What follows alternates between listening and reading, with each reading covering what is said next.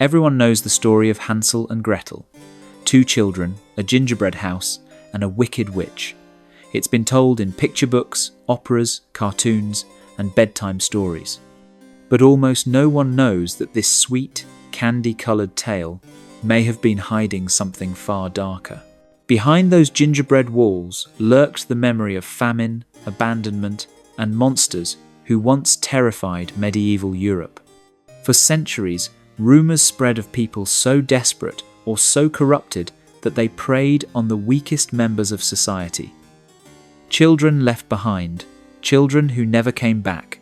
What if Hansel and Gretel wasn't just a fairy tale? What if it was a survival story, a warning disguised for generations? Before we decode the darkness, let's remind ourselves of the story as it's usually told. Hansel and Gretel were the children of a poor woodcutter.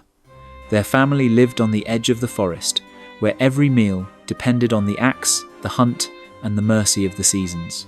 When famine struck, food ran out.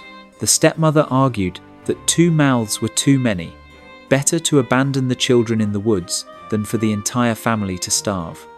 At first, the father resisted, but after nights of hunger, he gave in. Hansel overheard. Under the moonlight, he crept outside, filled his pockets with smooth white pebbles, and dropped them one by one along the path. When they were abandoned, he led Gretel home by the glowing stones. But the stepmother demanded they try again. This time, Hansel grabbed what he could, a crust of bread. As they were led into the forest, he dropped crumbs behind him. But unlike the pebbles, these vanished. Birds swept them away, leaving the children lost. They wandered for days, their stomachs cramped with hunger. The trees loomed like walls. Just when all seemed lost, they saw it, a house built of bread, sugar, and candy. Imagine their desperation. Children who hadn't eaten in days suddenly faced a miracle too good to resist. They tore at the walls, devouring the sweetness. And then the door opened. An old woman stepped out. She smiled. She fed them. She offered shelter, but her kindness was a trap. She was a witch. Hansel was locked in a cage, meant to be fattened up. Gretel was forced to serve her. Days passed as the witch prodded Hansel's fingers, waiting for the moment she wanted. But Gretel turned the tables. When the witch ordered her to stoke the oven, Gretel tricked her. At the last moment, she shoved the old woman into the flames. Hansel was freed, and together the children escaped with jewels, returning home in triumph. That's the tale most of us know. But when Jacob and Wilhelm Grimm first published it in 1812, it was darker. The one who plotted to abandon the children wasn't a stepmother. It was their real mother.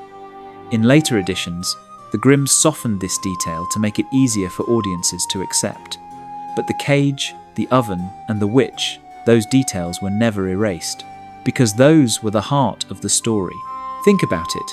How many fairy tales begin with the loss of parents or with children cast out alone? Snow White, Cinderella, the 12 Brothers. Hansel and Gretel wasn't unusual in that sense. But what made it unforgettable was what waited in the forest. A monster, a trap, and an ending that carried echoes of something once real. To understand why this story mattered, you have to step into medieval Europe, a world where hunger was more terrifying than witches. The Great Famine of 1315 to 1317 was one of the worst crises in Europe's history. Relentless rain-drowned fields, wheat and rye rotted before harvest. Livestock starved in soggy pastures. Bread prices tripled, then quadrupled. Even nobles began to ration food. Chroniclers wrote of villages where people sold everything, animals, tools, even their homes, just for a crust of bread. In some towns, famine was so severe that chroniclers noted bluntly, children deserted their homes, begging for bread. In Germany and surrounding regions, hunger came again and again. By the 1400s, city councils passed ordinances forbidding parents from abandoning children, proof that it was real enough to legislate. Imagine living in a world where officials had to warn families not to leave their children to die in the forest. And the forest wasn't just backdrop. To medieval Europeans, The forest was the very edge of the known world. It gave wood, berries, game. But it was also the borderland of chaos, a place of wolves, outlaws, and spirits. Parents who abandoned children there weren't just saving food. They were symbolically casting them into the jaws of danger itself. Think of how many folktales begin in forests. Little Red Riding Hood, Sleeping Beauty. The forest wasn't a playground. It was where the rules ended. When Hansel and Gretel were pushed into the trees, audiences in the Middle Ages would have understood instantly. They were already halfway to death. Chroniclers of the Middle Ages didn't shy away from recording what starvation could do. During the Great Famine, French travellers whispered that roads were unsafe not because of ordinary bandits, but because the starving might ambush passers-by.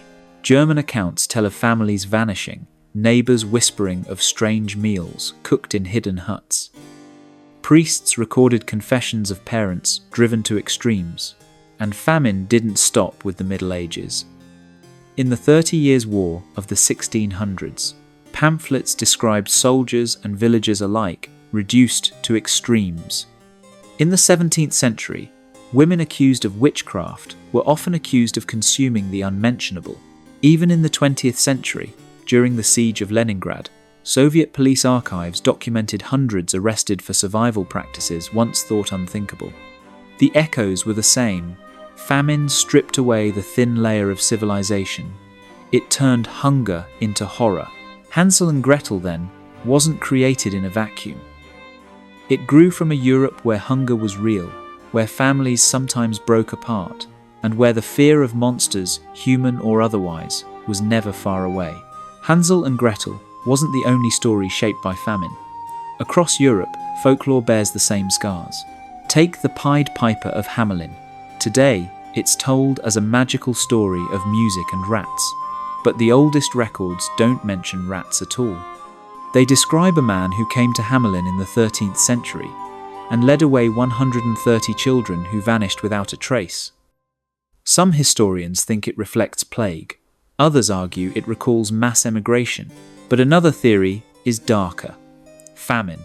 When children were sent away or abandoned, their disappearance disguised in story.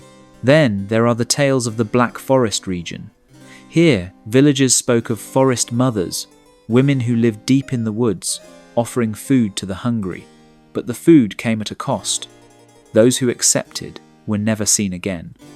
Were these stories metaphors for predators who lured the desperate, or warnings not to trust strangers in times of hunger? In Eastern Europe, some folktales describe huts, not of gingerbread, but of meat and bones. Grotesque, yes, but think of what it meant to those who had lived through starvation. In a world where people whispered about neighbours turning on neighbours, a house of meat wasn't fantasy, it was a nightmare drawn from memory. And the Grimms themselves collected other tales with the same dark shadows. One of the most chilling is the juniper tree, in which a stepmother kills her stepson and disguises the crime by serving a meal to his father. Later, the boy's spirit returns to seek justice. Unlike Hansel and Gretel, the juniper tree doesn't try to soften its imagery. It presents the horror plainly, with no sugarcoating.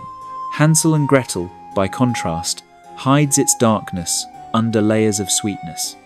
A candy house, a crooked old woman, but the themes are identical. Children betrayed, hunger lurking in every detail, monsters waiting in plain sight. And notice this. Famine folklore isn't just European. In Japanese legends, there's Ubasut, the story of elderly family members carried into the mountains and left behind when food ran short. In Russian tales, Baba Yaga lives in a hut on chicken legs, searching for children. Across the world, when food failed, stories of abandonment and predation rose up. Hansel and Gretel wasn't an exception. It was part of a global pattern. Revisit Hansel and Gretel with this in mind, and its details transform from whimsical to chilling. The breadcrumbs. In a famine-stricken world, bread was survival itself. Scattering crumbs across the path was more than cleverness. It was desperation. To watch birds eat them wasn't just bad luck. It was a reminder that hunger consumed everything even your hope of returning home. The gingerbread house. To us, it looks like holiday cheer, but to medieval listeners, it was dangerous temptation. A house of food was bait, a miracle too good to be true. Folklorists believe this detail may have echoed real-life fears of strangers who offered food to wandering children, only to make them vanish. The witch. She fattens children. That detail is not random. It mirrors famine testimonies, where the weak and young were seen as most vulnerable. The witch is more than a villain. She is hunger given a face at once, provider and monster. The oven. To us, it's a place of bread and warmth. In the witch's hands, it becomes a place of death. In some witch trial confessions, ovens appear again and again as tools of both cooking and punishment. In Hansel and Gretel, the oven is where innocence disappears. And here's the eerie part. When the Grimms edited the tale, they removed many details. They softened the mother into a stepmother. They turned the witch into a caricature. But they never erased the cage, or the oven, or the eating. Those were the story's beating heart. Think about how children heard this story by firelight. The lesson wasn't just be brave. It was a survival code disguised as entertainment. Beware strangers, beware temptation, and never forget what hunger can make people do. Some folklorists believe Hansel and Gretel wasn't only about famine. It may have preserved memories of something darker, organized groups accused of preying on the vulnerable. In 15th century Germany, outlaw bands were rumored to haunt the edges of society. Some were accused of ritual practices, gathering in secret and feeding on those they captured. The figure of the Kinderfresser, the devourer of innocence, appears repeatedly in German art and pamphlets, sometimes shown as a gaunt man, sometimes as a monstrous figure. Parents used the stories to frighten children into obedience. Don't stray into the woods, don't talk to strangers, or this monster will come for you. One of the most infamous depictions still survives in stone. In Bern, Switzerland, stands the Kinderfresser Brunnen, the devourer of innocence fountain. Built in the 1500s, it shows a horned giant stuffing a person into his mouth, with more stuffed in a sack. Historians debate its meaning. Was it famine? Was it fear of invaders? Or was it something villagers truly believed lurked outside their walls? Hansel and Gretel fits seamlessly into this cultural memory. Two hungry children coaxed by food, a monster who traps them, an oven waiting at the end. This isn't random fantasy. It's folklore preserving a terror that communities whispered about for centuries. And Hansel and Gretel isn't alone in this. In Scotland, the legend of Sawney Bean tells of a clan that ambushed travellers, living in caves and feeding on their victims for decades. While historians argue the story was exaggerated or invented, its power comes from the same fear, that somewhere, beyond the safety of the village, human monsters were waiting. Over the centuries, Hansel and Gretel was scrubbed clean, polished into the children's story we know today. In the Grimm's earliest edition, it was the mother herself who plotted the abandonment. Later, it became a stepmother easier to blame. The witch, once famine's face, was turned into a silly Halloween figure. The gingerbread house, once sinister bait, became a Christmas decoration. Victorian illustrators leaned into the sweetness, drawing pastel candy cottages instead of sinister traps. By the 20th century, Hansel and Gretel had become a cheerful opera, a picture book, and eventually a cartoon, but the bones never vanished. Beneath the sugar remained a survival tale, a memory of hunger, a whisper of predators, a story parents told not just to entertain but to warn. And this is a pattern. Snow White was originally about attempted consumption. Her stepmother asks for her lungs and liver. Little Red Riding Hood, in early versions, is not rescued by a huntsman. She is devoured.